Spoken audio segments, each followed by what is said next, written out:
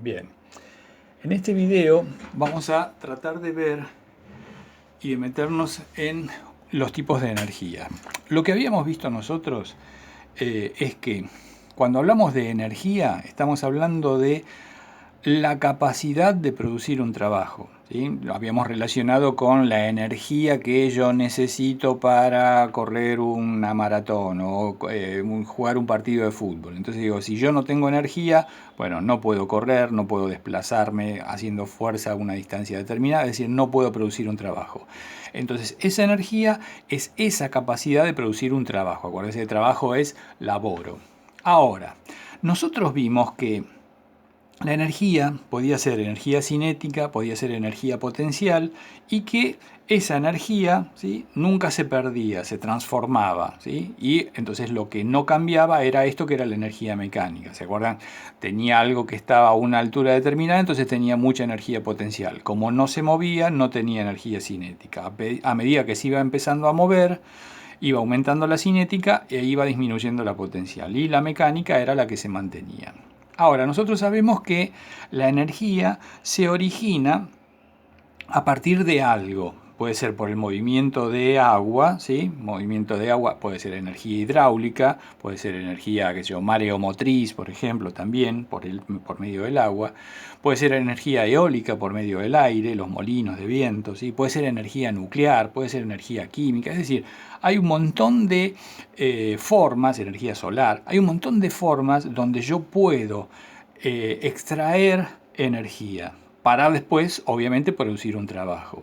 Pero la que nos lleva a nosotros ahora a estudiar es la energía eléctrica.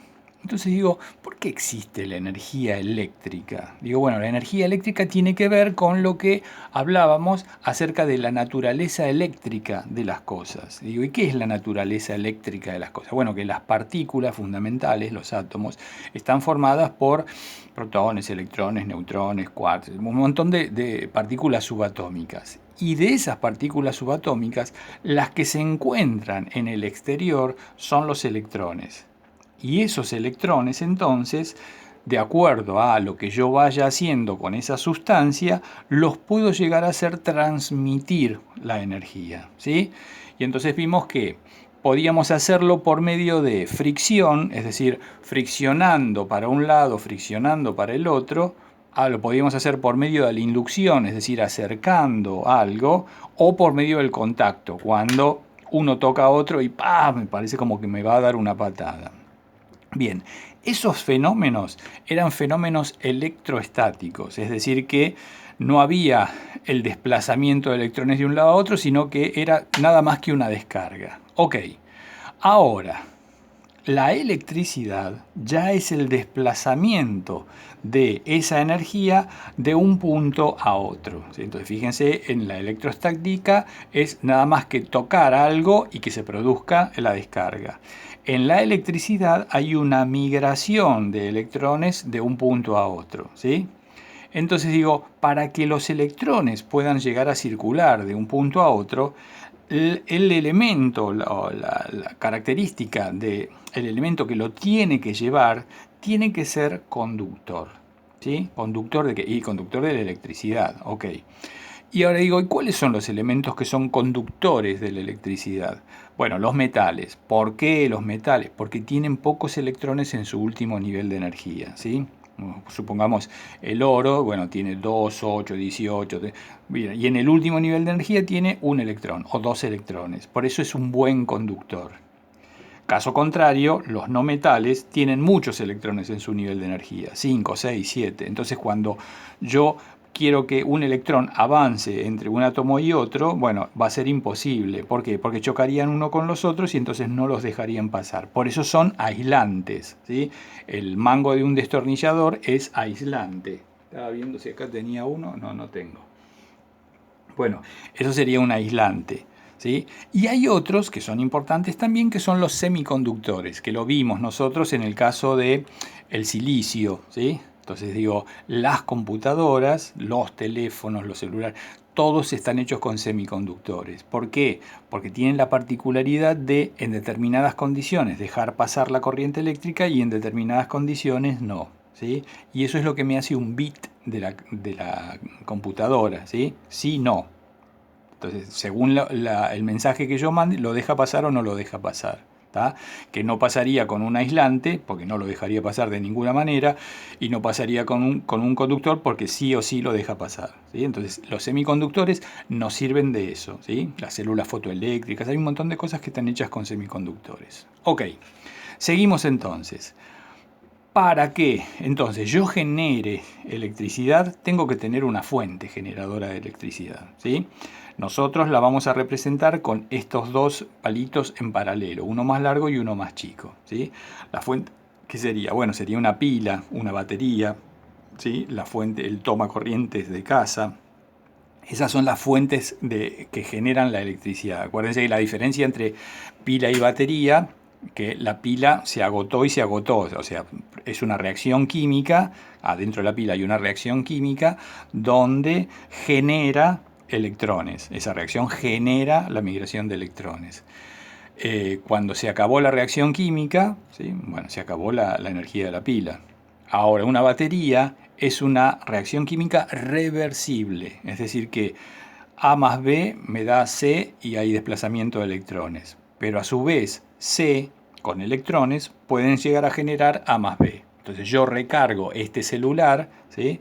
Porque una vez que se me acaba la batería, digo, bueno, ahora lo pongo a cargar y vuelvo a cargar. Y así lo puedo hacer un montón de veces. No infinitas, porque bueno, la reacción química se va desgastando con el tiempo. ¿Sí? Entonces, sabemos las fuentes. Decía, una pila, por ejemplo, es una fuente. ¿Sí? Enchufar en 220 es una fuente. ¿Sí? Una batería es una fuente.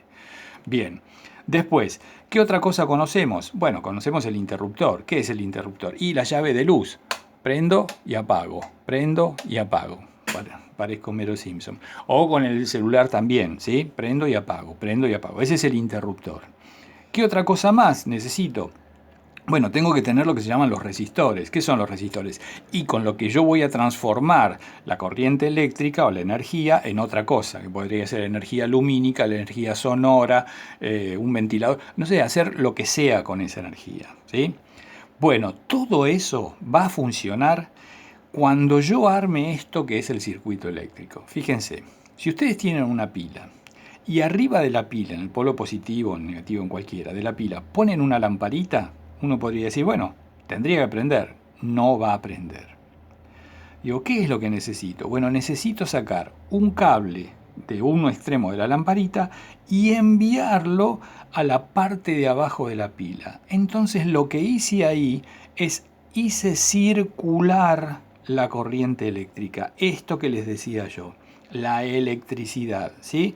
Es decir que si yo hago esto, la corriente no circula, por lo tanto la lamparita no se va a prender. Ahora, cuando yo hice circular la corriente eléctrica, es decir, que hay un flujo de corriente eléctrica que está circulando, bueno, una parte de esa se transforma, la otra parte vuelve al origen, una parte se transforma, vuelve al origen, se transforma, vuelve al origen, así hasta que se me agote la pila, obviamente, ¿no? Eso es entonces lo que nosotros vamos a reconocer como un circuito eléctrico. Entonces fíjense, en un circuito eléctrico tengo la fuente, el cable que sería el conductor, el interruptor y sigue el cable y los elementos que yo voy a poner para que consumo. Esto sería una lamparita, esto sería un resistor o lo que fuese, ¿sí? Entonces en este caso no estaría prendido la lamparita. ¿Por qué? Porque el circuito está abierto. Cuando yo hago clic, ¿sí? Y esto lo pongo, ahí circula la corriente y entonces sí se prendería la lamparita, sí se prendería la radio o lo que fuese. ¿Está? Bien, este sería el concepto. Ahora, ¿qué es lo nuevo que nos va a aparecer? Esperen que voy a correr esto un poquito más arriba, a ver si puedo. Ahí vamos. Bueno, les decía, ¿qué es lo nuevo que nos va a aparecer? Bueno, nos van a aparecer estos tres conceptos, el voltaje, el amperaje y la resistencia. Yo acá les hice unos dibujitos como para que lo puedan relacionar con el agua, ¿sí? Entonces, el voltaje, pues voltaje eléctrico, es como si se lo llama voltaje, se lo llama fuerza electromotriz, se lo llama diferencia de potencial, ¿sí? Es como que para que pueda circular la corriente eléctrica, bueno, tengo que tener una diferencia de potencial, ese sería el voltaje. Para que pueda circular el agua, que es lo que yo estaba haciendo tratando de comparárselo, el tanque de arriba tiene que estar más alto que el tanque de abajo para que el agua fluya de aquí a aquí. Bueno, esa diferencia de altura o diferencia de potencial es el voltaje, ¿sí? En electricidad es la fuerza necesaria como para que los electrones vayan de un punto a otro y puedan volver a su origen, es decir, que se puede accionar esto. Por eso hablamos de 5 volts, 10 volts, 220 volts o lo que sea, ¿sí? Entonces, las cosas funcionan en relación al voltaje que tienen. Bien, eso es el caso. ¿Qué es el amperaje? Bueno, el amperaje es la cantidad de agua que pasaría por un punto. Entonces yo, bueno, por ejemplo, por aquí y por aquí. Acá tenemos dos ríos, ¿no? Uno es un río de llanura, manso, tranquilo. Digo, bueno, acá tengo una hojita, la tiro en el río y la hojita se va moviendo, se va moviendo, se va moviendo. Al cabo de un tiempo llegó ahí. Y este sería un río de montaña, un río caudaloso. Entonces pongo la hojita acá y ¡shum! Pasa corriendo para el otro lado inmediatamente. Entonces digo, ¿qué es esto? Bueno, esto es que tiene mayor caudal que este. Bueno, el amperaje es exactamente lo mismo, pero en lugar de agua estamos hablando de electricidad, ¿sí? Cuanto mayor es el amperaje, mayor cantidad de carga pasa por unidad de tiempo, ¿sí? El amperaje nosotros lo vamos a medir en amperes.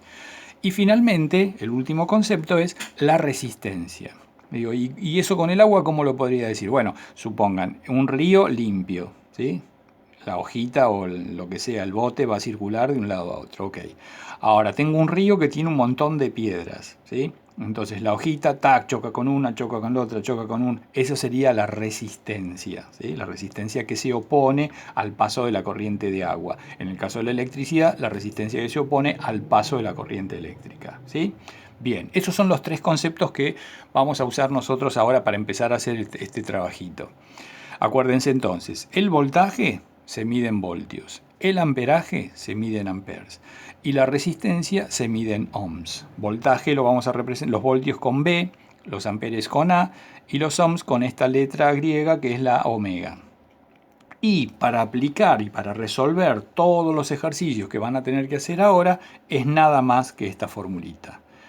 Es la ley de Ohm. Voltaje es igual a intensidad por resistencia. Si tengo que despejar resistencia, intensidad pasa dividiendo. Si tengo que despejar intensidad, resistencia pasa dividiendo. Bueno, es una tontería, ¿no? Pero bueno, vamos a ir familiarizándonos con esto porque después sí, cada una de estas tienen como una segunda o una tercera fórmula, ¿sí?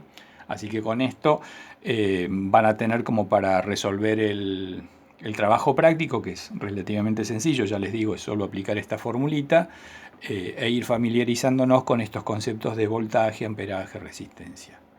Bueno, acá terminamos.